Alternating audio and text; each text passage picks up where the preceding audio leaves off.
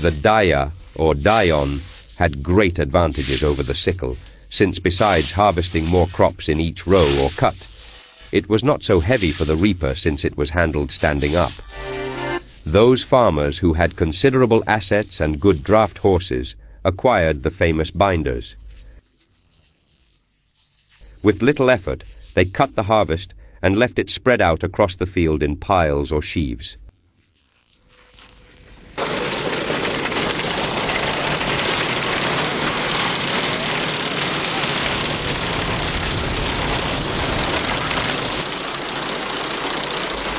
The first binders, which had iron wheels, were called apedregadoras by the elders of the time, because, according to them, they did not cut the harvest, as well as it was done by hand.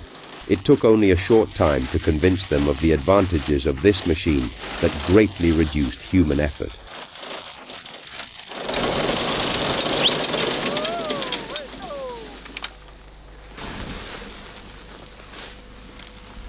Once the bundles are made, these veteran reapers are going to keep them piled up in sheaves until they are taken to the threshing floor.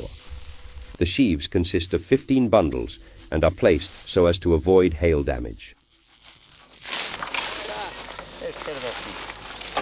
The men who have remained in the field will be in charge of transporting the bundles to the threshing floor.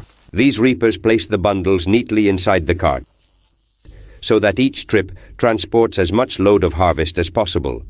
Although the cart is small, it has enough capacity to raise the payada to the era, since the harvest has a lot of volume and little weight to transport it by cart. You can expand its capacity with some sticks.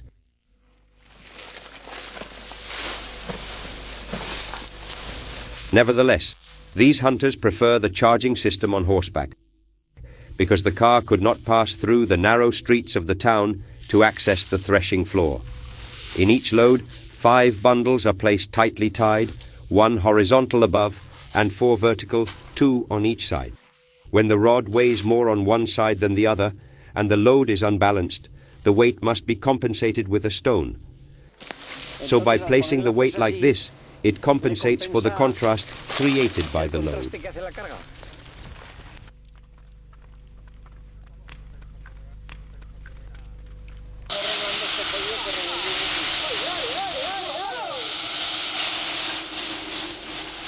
The time for the actual threshing has arrived. The heat is pressing and there is no risk of a storm.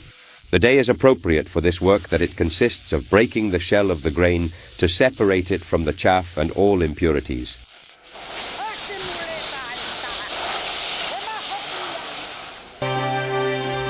During the break to eat and rest, the sun warms the payada in such a way that when you return in the afternoon, threshing will be faster and easier. After eating when the haystack is hot, the trollers resume their work. Due to its weight, the grain remains on the ground of the threshing floor, while the straw crushed each time it becomes smaller and remains above the grain. To collect the grain mixture and straw that has been left on the floor of the threshing floor, the folding device is used.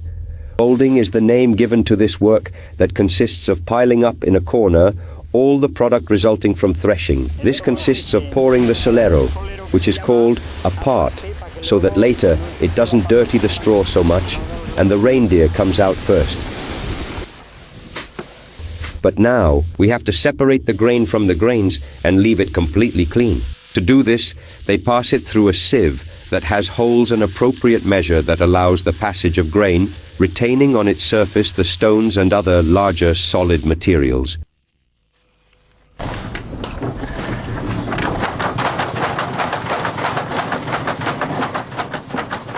These reapers still retain an old manual winnowing machine with its mobile sieves, precursors of the cleaning system of the modern combine harvesters. The fan is made up of a fan that rotates at a hand and sieves that can be changed depending on the type of grain to be cleaned.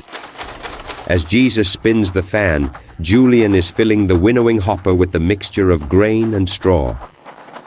The air produced the continuous rotation of the fan launches the straw out of the winnowing window and the grain falls through the sieves already separated from solid matter and other larger impurities. With the sieve, which has a finer mesh than the sieve, Jesus does the final cleaning of the last grains that have remained on the ground of the threshing floor, until they are removed all the soil and the small seeds mixed in. Well, this is already finished. So now all that's left is to pack the bags.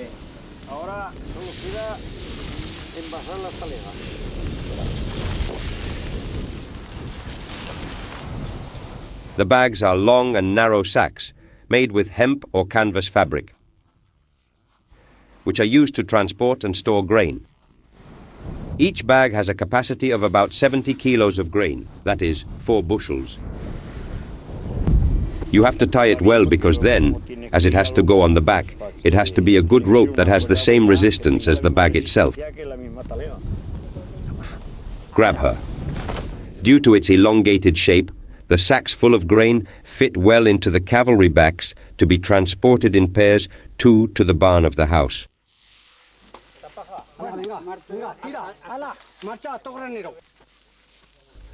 It will be stored there until it is used to make bread.